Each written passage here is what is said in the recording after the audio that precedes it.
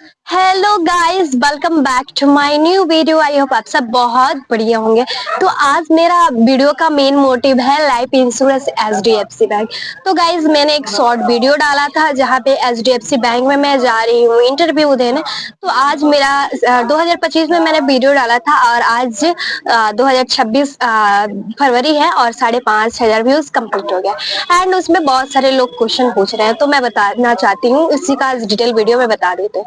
तो वो वीडियो है 2025 का, जो मैं 12th क्लास पास आउट की थी एंड मुझे जॉब का बहुत जरूरत था। तो किसी ने मुझे बताया था कि वर्क इंडिया डाउनलोड करो एंड वहां पे इंटरव्यू दो और वहां पे बुलाया जाएगा, इंटरव्यू का कॉल आएगा, फिर जाना, फिर जॉब मिलेगा। तो वैसे ही मैंने अपना जो भी पर्सनल इंफॉर्मेशन होता है उसमें मैंने ऐड किया था एंड कॉल आया। एक दिन कॉल आता है और बोलते हैं कि एचडीएफसी लाइफ इंश्योरेंस से हम बात कर रहे हैं, आप आइए इंटरव्यू देने। अब मेरा क्वालिफिकेशन पूछते हैं, सब मैंने बताया।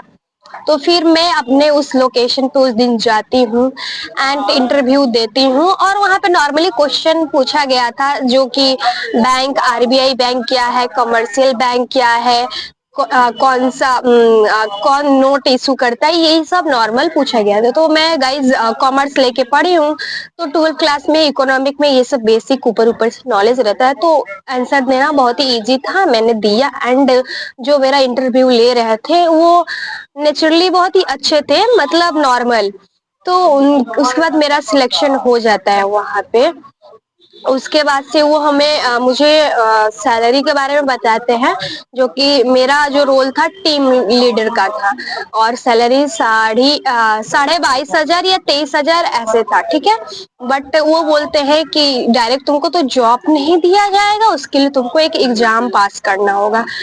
तो फिर बोले ठीक है, एग्जाम देने में क्या ही जाता है। तो फिर सब बात होने के बाद हमको समझाते हैं कि बेसिक फॉर्मेलिटी एग्जाम है, फिर भी ऐसे हवा में नहीं लेना है, पास होना जरूरी है। तो उसमें सिलेबस ये होता है कि लाइफ इंश्योरेंस के बारे में, आईआरडीआई का फुल फॉर्म वगैरह क्या होगा, उसमें मैक्सिमम ज्यादा से ज्यादा 25 चैप्टर था, जो कि उन्होंने स्टडी मटेरियल मुझे भी दे दिया था। जो रजिस्ट्रेशन हुआ था मेरा नंबर, वो ऑनलाइन हुआ था। उसमें जो स्टडी मटेरियल है ऐप के थ्रू था, एक तो वहां पे 25 घंटा कंपलसरी था, कंप्लीट करेंगे।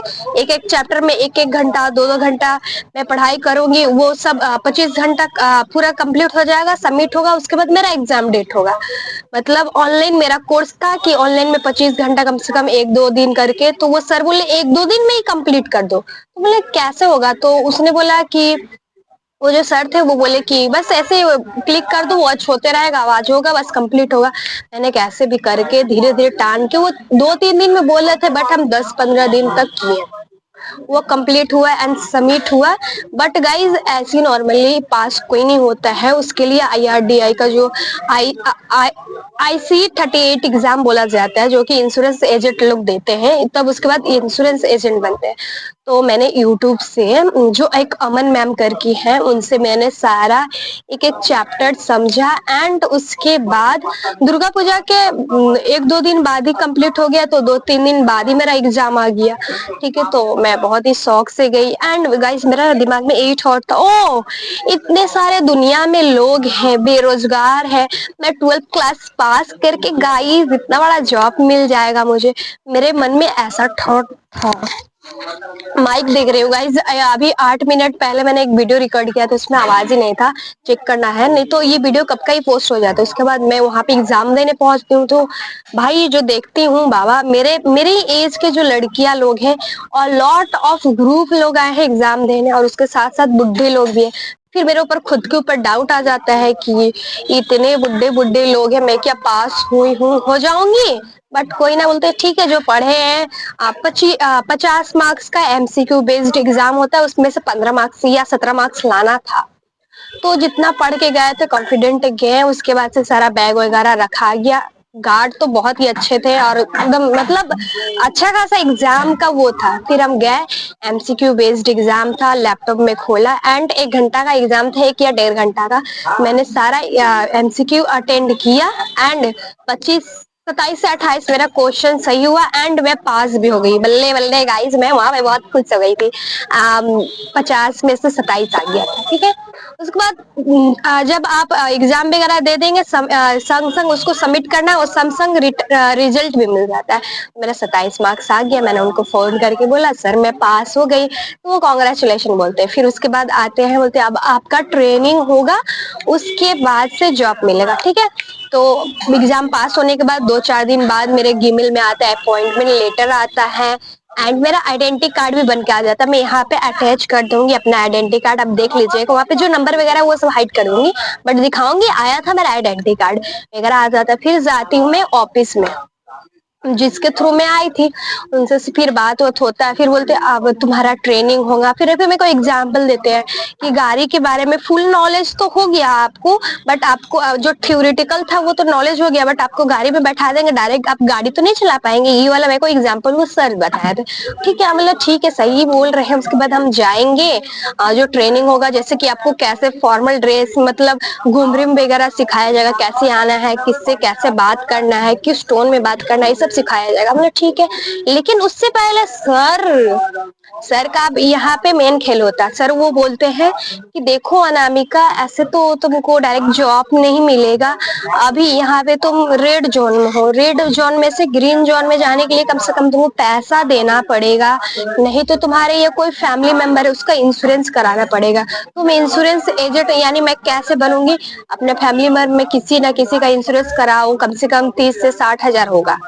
तब मैं शॉक्ड कि मैं तो आई थी यहाँ पे जॉब करने, मेरे को इंश्योरेंस कराने बोल रहे। तो वो बोलते कि नहीं, तुम्हारा कुछ तो योगदान होना चाहिए। इंश्योरेंस बैंक, इतना बड़ा बैंक में अंडू गांडू को तो नहीं रख लेगा, मतलब ऐसा रफ वर्ड यूज नहीं किए थे, बट बोलने का मतलब वही था। बोले ठीक है, अपने घर वाले में से बात करते हैं, बट मेरे को पता है मेरे घर वाले नहीं मानेंगे। जॉब के लिए 30 हजार दूंगी, इंश्योरेंस कराऊंगी, कब पैसा मिलेगा कब नहीं, थोड़ा अजीब लगा, बट क्या करे। तो 1-2 दिन गई, सर बहुत ही बोल रहे थे कराओ कराओ, तो मुझे ठीक नहीं लगा। फिर उसके बाद उनका मास्टरमाइंड मुझे समझ आया। गाइस, एचडीएफसी बैंक में ऐसे रैंडम लोग को फोन करके बुलाया जाता है एंड वो लोग इसलिए बुलाते हैं, वो जो सर है और ये जो लाइफ इंश्योरेंस एजेंट्स होते हैं, उनको कोई सैलरी वगैरह नहीं मिलता है। जितना लोग का इंश्योरेंस कराएंगे उसके ऊपर कमीशन मिलता है।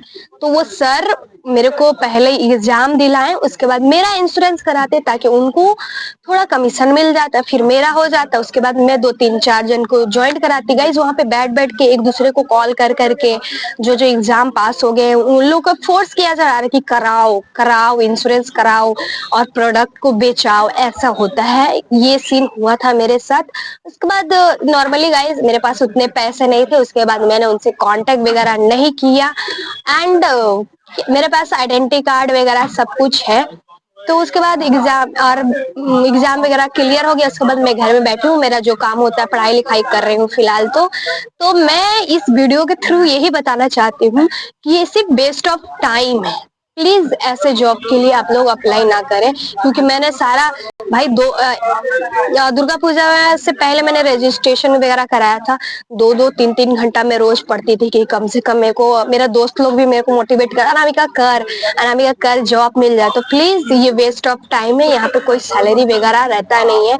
आप जितना लोगों को ज्वाइन कराएंगे उसके ऊपर आपको कमीशन मिलता है एंड बहुत सारा लॉट ऑफ कॉल आने लगता है। जो वर्क इंडिया पे आप नंबर वगैरह करिएगा, ऐसा नहीं है कि सारा फेक ही है, या मैं इसको फेक नहीं बोलूंगी, इसमें थोड़ा अजीब अजीब ही लेवल का जॉब था।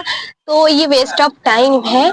जो मेरे जैसे नॉर्मल मिडिल क्लास है, घर से है, जैसे 12 पास है या कुछ भी है, तो ये बहुत ही डिफिकल्ट वर्क दे देते हैं।